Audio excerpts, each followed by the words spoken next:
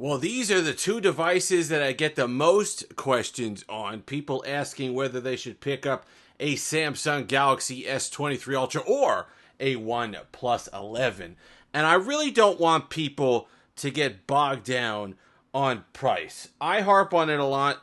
A lot of people point to it, just the humongous price gap between these two devices for what you actually get. $699. I actually paid $599. A lot of you who pre-ordered paid $599 on the OnePlus 11, then $1,200 plus on your S23 Ultra. But I don't want you to make the mistake of buying a phone that you're going to be unhappy with, because I do believe that even given the price difference between these two devices, that there are reasons why you'd buy both, and I'm going to go over both of those consumers. Here's the thing. This is going to be a little fast. I'm going to have camera samples. They're going to be towards the end. I'm going to kind of breeze through the categories where I believe both devices excel, and then I'm going to go over some points for both of them. The number one thing with the S23 Ultra, because you're dealing with similar chip, the same chipset. I know that the S23 Ultra is clocked a little bit higher than the other one, but don't come at me with benchmarks, okay? That is the dumbest metric to buy a phone based off of. It's a few Geekbench points higher than the other. I don't care. That's never going to factor into your daily life. It's not a reason why you should spend money or choose one over the other. So let's just get that out of the way. If you're here for specs or a benchmark, you pass. I understand this is clocked a little bit more, but day-to-day performance, these are going to be the same. The reason why you'd pick an S23 Ultra where that really excels is the ecosystem. There's a lot going on here, finally, on the Samsung side in terms of the Galaxy Watch, in terms of the Galaxy Buds, in terms of mostly One UI 5.1, which is a massive selling point for the Samsung device. And it's kind of odd because this is perhaps the S23 Ultra and One UI 5.1, perhaps the best software experience I've ever had on the Android side. And now with iOS 16 kind of falling off, it might be the best smartphone software experience I've ever had. And that was just replaced, that just kind of took over the mantle for the OnePlus 9 with Oxygen OS 11. Oxygen OS used to be the silkiest of experiences, but now One UI has taken that over. Is the Oxygen OS 13 better? Yeah, absolutely. Not the disaster that 12 was. So they've kind of clawed their way back from the abyss there. But there is still work to be done on Oxygen OS. It's still a question mark what they're going to do going forward in terms of updates. There's no guarantee that Oxygen OS 14, now with those Color OS integrations, is going to be the smoothest in the world. Yeah, they're trending in the right direction, but past performance is no indication of future success. Those things those disclaimers at the end of financial stock commercials, that type of deal. So ecosystem-wise, you're looking at the S23 Ultra. So if you have a Galaxy Watch, if you like the Galaxy Watch, if you're looking at wearables whatsoever, then you're going to have to go with the Samsung because the OnePlus ecosystem just isn't there. The watch isn't there. They really haven't said a lot as far as the second generation watch is concerned. The buds are okay, but they're nowhere near, the software experience and ecosystem is nowhere near as developed as it is on the Samsung side. Wireless charging over here, that's a bigger deal than you think for a lot of people. You're not going to get that on the OnePlus side. And just the build quality, it is a little bit better than the OnePlus device. So that's what they've got going over here. Now let's talk about what the OnePlus 11 has going for it. Number one is the price. $500 is $500. That's a huge amount of money.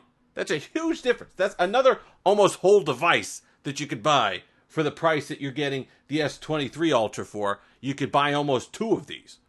You can buy two of them if you got that $100 discount. So that's something to consider. If you're a cash buyer, if you're somebody that doesn't deal with the contracts, doesn't deal with carriers, wants to own their phone, this is going to do a lot less damage in the pocket. And you're still getting a heck of a good amount of phone there. Performance-wise, spec-wise, get the extra $100 and you could beat the S23 Ultra on RAM. You get 16 gigs RAM, just go complete overkill. You get the fast charging here, even though you don't have wireless charging. You get the fast charging, which is nice. Being able to top off in 10, 15 minutes is quite nice. And I think better display. And you can see I put the same background on it for people who are concerned about that. So here's the same background on these. And you can see the picture of Gene this is similar brightness levels. All right, we'll go ahead and scan that down. You can see that. Now, let's call that similar brightness levels. That's what we're looking at here. And I think the OnePlus device is punchier. I think if it's not necessarily a brighter display, I like the colors and the saturation on the OnePlus 11 screen. I think it's really, really nice. Battery life is going to be a flat tie. I could get 8 hours of battery screen on time, either of these devices. Do I have to baby it a little bit more sometimes? Yeah, the OnePlus 11 is more susceptible to environmental changes, whether you're on Wi-Fi or 5G. I think the Samsung S23 Ultra does a better job of kind of flattening that out, no matter what your mix of daily use or your mix of Wi-Fi or 5G. I get more consistent battery performance out of the Ultra, but I can get that monster battery life out of the OnePlus 11 as well. The way it breaks down is the S23 Ultra is the best. It has been the best for at least 2 years now. I don't think the S20 was very good, but the S21 Ultra was excellent. The S22 Ultra was excellent. This is what in your mind you have to think about. Does being the best mean they get a blank check? Can they charge whatever? See, there's no device above it that we could point to and say, hey, wait a minute. Now, they're only charging, whatever. How could you possibly charge this amount of money when X company charges this and they do it better than you? There's no competitor here that does it better than them. So do they get to set the price? I guess they think the answer to that is yes. We'll see if everybody follows along with it. But if you're on the Samsung side of things, flagship-wise, you've been used to roughly this price, at least $1,000 plus, for a few years now. You're not going to have the same sticker shock that you did years ago when it was the first time that you were paying that kind of money for a flagship. That's gone. So if you're somebody that's coming from that Note 10 Plus, from the S10 Plus, from an S10, from a Note 20 Ultra, stay with what you know. Stay with the Samsung device, especially if you're getting it through a carrier and there's literally like a $3 difference in your monthly payment. Pick up the Samsung. I think you're going to enjoy it. And that's something, I don't think the OnePlus is good enough to switch. However, if you're somebody who's looking at Android for the first time, if you're somebody who's a hardcore enthusiast, if you're somebody who's like, you know what, I had those A-series devices that Samsung does, I didn't like them that much, I want to go to something different. If you're a disgruntled Pixel user who absolutely hated your Pixel 6 experience and you were looking for something different, this is it. If you were an LG user and you're without a life raft, you got a V50, you got a V60, you got an LG Wing that's getting a little long in the tooth, and you want to try something else that's a little bit different, you can pick up that, because LG always gave you a little bit of a discount, right? It always gave you a little bit of value there. This is where that could pick up, and you're used to if you're an LG user, then you're used to weird software because the LG software used to be glitchy as heck. So you'll adjust to a one Oxygen OS because you're used to the settings menu being weird, and you'll be fine with this. You'll like it, and you can save a ton of money in the meantime. So those are who I think should pick up the OnePlus 11. Enthusiasts and people coming from other Android devices who were possibly used Samsung in the past, didn't like it, or don't want to spend that kind of money. Then you'll be great here. You'll absolutely love this device. All right, let's get into those photos because people are going to want to see them and the difference here. Again, it's going to come down a lot to preference. Oxygen OS, or rather OnePlus with the Hasselblad and the whatever, has done an excellent job at least getting this closer now. You can see these kind of peeps looking things. Does the Samsung does a slightly better job? I think so. I like the color saturation on the OnePlus, but to my eye, the Samsung image looks a little sharper, looks a little bit better.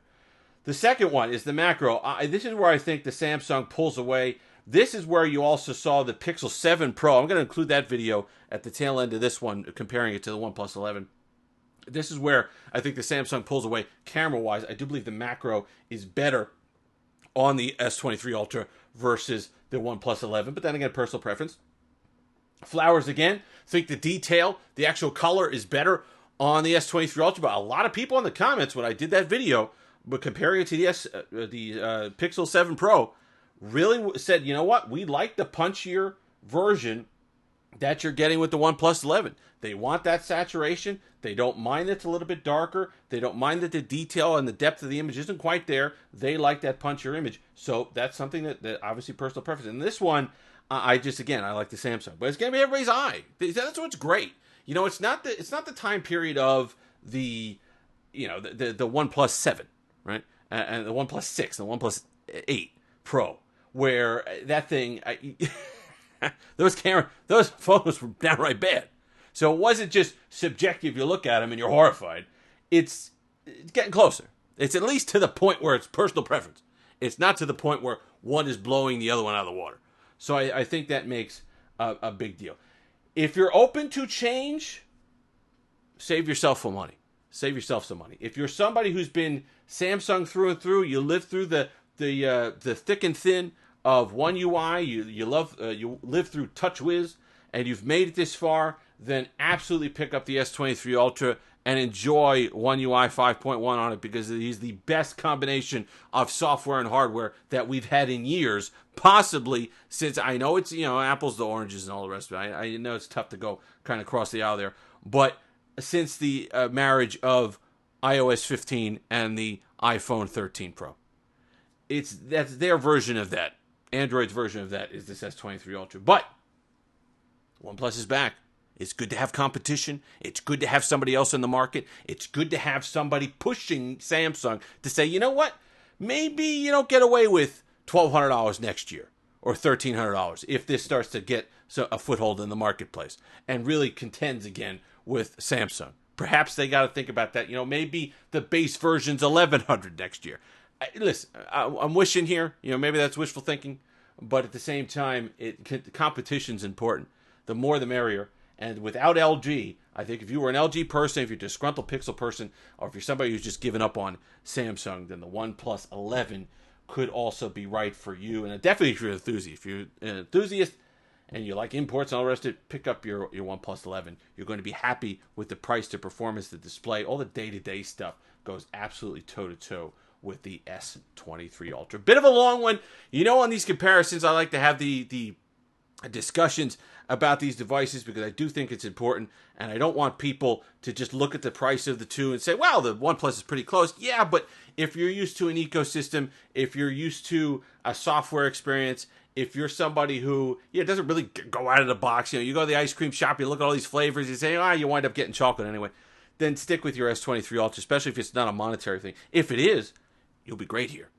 Spend less money, get a great overall device. If you've made it this far, like, comment, subscribe, all that fun stuff. Until next time, have that Steve-licious day.